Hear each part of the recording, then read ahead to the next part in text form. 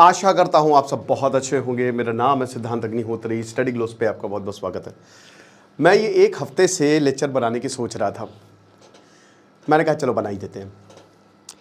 देखो यार, शेर दिखता नहीं है, लेकिन उसके पदचिन्हों से पता चलता है कि हाँ वो गया है। ऐसी बहुत सारी चीज़ें हैं जो आपके सामने विजिबल नहीं है, लेकिन आप एविडेंस देखते हो, आप हिंट्स देखते हो कि क्या कहा जा रहा है। नरेंद्र मोदी के दो बयान, एक एससीओ समिट होने से पहले जो कि अगस्त लास्ट में हुई, आपको पता है कि 31 अगस्त और 1 सितंबर, उन्होंने कहा था कि हम अपने किसान भाई से समझौता नहीं करेंगे, हम एक समय के लिए उनकी आइडियोलॉजी को सब साइड में रखिए, लेकिन उन्होंने कहा था कि हम अपने फिशरीज से, हम अपने जो किसान भाइयों से कभी भी समझौता नहीं करेंगे और मुझे इसकी व्यक्तिगत कीमत चुकानी पड़ सकती है। बहुत बड़ा हिंट है ये। अब क्या व्यक्तिगत कीमत? व्हाट? जवाब था दोस्तों अमेरिका, CIA।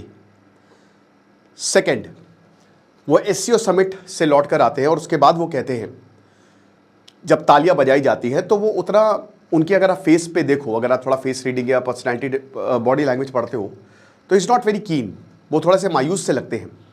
और उसके बाद वो कहते हैं कि आप किस लिए ताली बजा रहे हैं।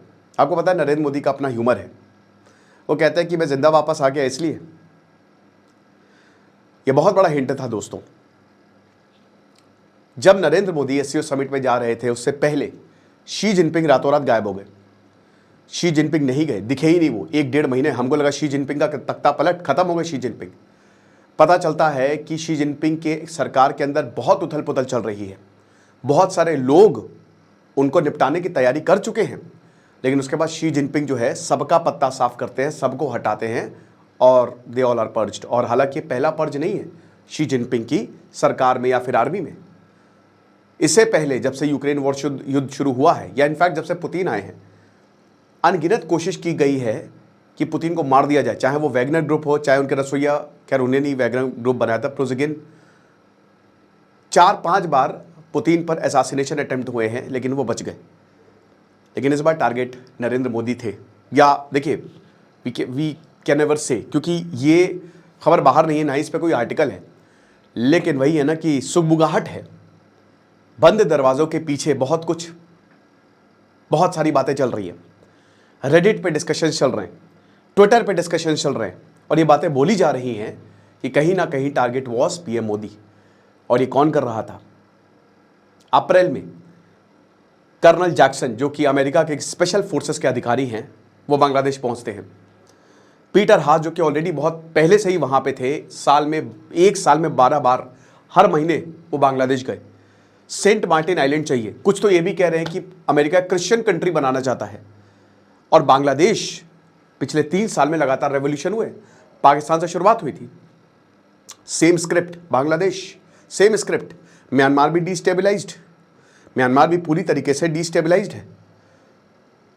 उससे पहले Sri Lanka, then there was Nepal, same script. तो कहा जा रहा है कि जब जैक्सन गए तो एक तो वो स्पेशल फोर्सेस के अधिकारी कुछ ही दिन उनके रिटायरमेंट में बचे हुए थे, ढाका के एक बहुत ही बड़े होटल में वो ठहरे हुए थे। और वहां पे सेंट मार्टिन आइलैंड के लिए काफ़ी ज़्यादा बात की गई थी कि सेंट मार्टिन आइलैंड हमको दो, लेकिन उसी दौरान कुछ बड़ी प्लानिंग भी हुई थी। अब दोस्तों, इससे पहले हम आगे बढ़े, मैं आपको एक चीज़ बताना चाहता हूँ कि हमने एक छोटा सा ट्रैवलिंग चैनल शुरू किया है सुकून के नाम से, क्योंकि मैं बहुत ट्रैवल करता रहता हूँ, तो मैं चाहता हूँ कि मैं अवेयर करूँ आपको, ठीक है। तो डिस्क्रिप्शन कमेंट बॉक्स में उस चैनल का लिंक है, आप उस चैनल को ज़रूर सब्सक्राइब करें, थोड़ा सा सपोर्ट की ज़रूरत है। बाकी चाणक्य नीति का शानदार कोर्स ये लाइव है, डिस्क्रिप्शन कमेंट बॉक्स में इसका भी लिंक है। बहुत दिनों बाद इस पर सेल आई है, मात्र 300 रुपये का है। तो अब क्या है कि जैक्सन साहब जो है वो होटल में रहते हैं, वो उनको पता है कि एससीओ मीटिंग होने वाली है, एससीओ समिट होने वाली है, ठीक है। और मुआयना करते हैं, ढाका साथ दे रहा है, ISI साथ में है, बिल्कुल साथ में है। कहा जा रहा है, आई एम नॉट श्योर, देखिए मैंने क्या बताया कि ये इस पर कोई आर्टिकल नहीं ना, इसको कुछ ऑफिशियली बोला गया, बट वही है ना कि शेर के पद चिन्ह तो पता चल जाता है यार, हिंट्स मिल रहे हैं। प्लान एग्जीक्यूट करने की बारी होती है, लेकिन व्लादिमीर पुतिन जो है वो नरेंद्र मोदी को अपनी कार में बैठाते हैं 31 अगस्त को। और व्लादिमीर पुतिन नरेंद्र मोदी को जब अपनी कार में बैठाते हैं तो 45 मिनट्स वो उनसे बात करते हैं। और जब वो उनसे बात करते हैं अब नहीं पता हमको क्या बात हुई थी, लेकिन देखिए ये प्रोटोकॉल तोड़ के नरेंद्र मोदी को, क्योंकि व्लादिमीर पुतिन खुद एक स्पाई रहे हैं और क्योंकि वहाँ पे डिक्टेटरशिप है, तो इसकी संभावना बहुत ज़्यादा है। पुतिन को कई बार असैसिनेट, उनको एक्सपीरियंस्ड है, उनको ये सब चीज़ें कैसे काम करती हैं उनको पता है। तो जब वो नरेंद्र मोदी को बताते हैं, बैठाते हैं, तो वो कथित तौर पे ऐसा बोला गया है कि वो समझाते हैं कि प्रॉब्लम है, कुछ बहुत बड़ा प्लॉट जो है आपके खिलाफ और भारत के खिलाफ अमेरिका जो है वो कर रहा है। और दोस्तों संयोग की बात बताऊं, जिस दिन ये मीटिंग हुई, जिस दिन 45 मिनट तक नरेंद्र मोदी को कार में बैठा के पुतिन, हमको नहीं पता अंदर क्या बात हुई, लेकिन कहा जा रहा है उसी वक्त पता है क्या हुआ, उसी वक्त कर्नल जैक्सन की लाश मिलती है ढाका के होटल 802, रूम नंबर 802, वहां पे मार दिए गए, घर में घुस के मार दिए गए, होटल में घुस के मार दिए गए। कर्नल जैक्सन गए, 50 साल का अधिकारी था। उसके बाद चुपचाप, अमेरिका किसी को नहीं बताता, अमेरिका के ऑफिसर्स आते हैं और उनकी लाश को ले जाते हैं दबे पांव, किसी को कानो कान खबर नहीं, समझ रहे? यही नहीं दोस्तों, बहुत सारे अमेरिका के एजेंट्स को एलिमिनेट किया गया। किसके द्वारा? क्योंकि शी जिनपिंग को पता था, मैंने बताया ना कि अमेरिका की साजिश, चाइना की इंटेलिजेंस एजेंसी भी इसमें इन्वॉल्व थी, कहा जा रहा है कि इंडिया की भी इंटेलिजेंस एजेंसी इन्वॉल्व थी और रशिया की भी थी।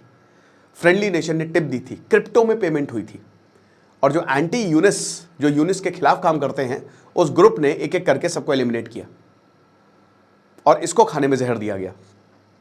ये सब आसान है, मोसाद तो खैर ये करती है, लेकिन जो रशिया की भी KGB, BRU, उन सब के लिए आसान है।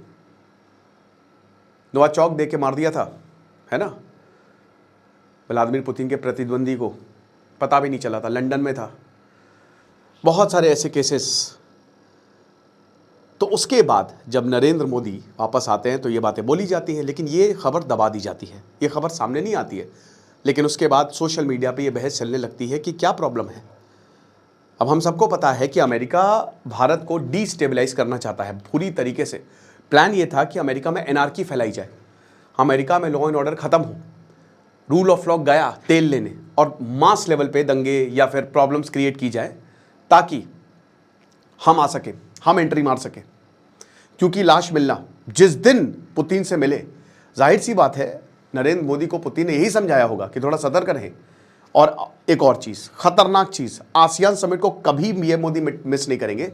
मलेशिया नहीं जा रहे, ना ही पुतिन साउथ अफ्रीका जा रहे हैं, ना ही PM Modi Malaysia ASEAN summit के लिए जा रहे हैं। बल्कि बहुत बड़ा मौका था कि नरेंद्र मोदी डोनाल्ड ट्रंप से मिल सकते थे, नरेंद्र मोदी ट्रंप से मिलकर रिश्तों को बदल सकते थे और 15 से 16% टैरिफ कम होगा, लेकिन नहीं गए पीएम मोदी। इनफैक्ट कहा यह भी जा रहा है कि इंडिया के कुछ ऑफिसर्स जो हैं वो ऑलरेडी बांग्लादेश में, वकार उज़्ज़मान जाने वाले थे, वो भी सऊदी जाने वाला था, जो बांग्लादेश आर्मी का चीफ है, वो भी नहीं गया। सऊदी जो पैसे देता है नहीं गया, उसने टाल दिया, क्योंकि बताया जा रहा है कि इंडिया भी बहुत ज़्यादा एक्टिव है, काफ़ी तगड़े तरीके से। इंडिया की भी इंटेलिजेंस एजेंसी काफ़ी ज़्यादा एक्टिव है। तो अगर आप देखो तो एक पैटर्न साफ नज़र आता है कि प्रॉब्लम क्रिएट करने की जो है वो उसकी साजिश में है अमेरिका, CIA। लेकिन मैंने क्या बताया कि इंटरेस्ट काम आते हैं। पुतिन हमेशा से भारत के साथ रहे हैं, रशिया भारत के साथ रहे हैं, कोई भी लीडर आए रशिया में वो भारत के साथ ही रहेगा। चाइना भले ही यहाँ पे हम अलग हैं, लेकिन ऑब्जेक्टिव अमेरिका का सेम ही है, नेबर्स को लड़वाना। अमेरिका यही करता है, पहले ये काम ब्रिटेन करता था, अब अमेरिका करता है, ठीक है ना। तो ये चाइना ने समझा इस बार, और चाइना ने अपने हिसाब से काम लिया, ठीक है। अभी आपको पता है कि मणिपुर में भी जो सब कुछ हुआ है, देखिए हर जगह जहाँ पे भी भारत में भयानक इंसर्जेंसी है, बिना एक्सटर्नल फोर्सेस के ये सब नहीं हो सकता। और देखिए इत्तेफाक कि जहाँ पे भी सरकार गिरती है, चाहे इमरान खान हो, चाहे शेख हसीना हो, हर कोई यही कहता है कि बाहर की ताकतें इन्वॉल्व हैं, ठीक है। देखिए शेख हसीना का तो पब्लिक है कि किस तरीके से अमेरिका उसमें इन्वॉल्व हो, 2021 से ही कोशिश कर रहा है। और यूनुस तो अमेरिका का ही एजेंट है ना भाई। यूनुस को जॉर्ज सोरोस, कहाँ से फंडिंग आती है आप देखिएगा, पूरा फंडिंग पैटर्न आपको पता चल जाएगा। तो ये चीज़ें हैं, लेकिन वही कहना है कि भारत हमको जान से प्यारा है। लीडर्स आए जाए फ़र्क नहीं पड़ता, लेकिन भारत भारत है। कितने आए कितने गए, है ना, वो किताब है बहुत बढ़िया, कितने गाजी आए कितने गए, लेकिन भारत टिका रहा और आखिरी तक भारत ही टिका रहेगा, है ना। तो वही बता रहे हैं। जय हिंद, जय भारत। बाकी हमारे चैनल को आप ज़रूर सब्सक्राइब करें, नया चैनल जो हमने खोला है ट्रैवलिंग का। Thank you so much.